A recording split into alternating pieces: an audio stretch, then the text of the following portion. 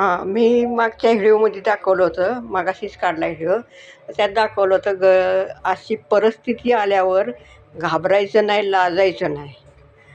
आणि त्याच्या उलट आता चांगली परिस्थिती जर आली तर माजायचं सुद्धा नाही. ही अशी परिस्थिती आली ना तर बेतातच राहायचं, प्रमाणात राहायचं. हा व्हिडिओ पूर्ण बघा, शेवटपर्यंत बघा.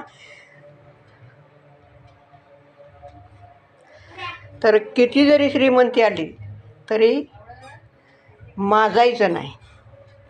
गरिबी आल्यावर तर सोडाच, पण श्रीमंती आल्यावर माजायचं नाही.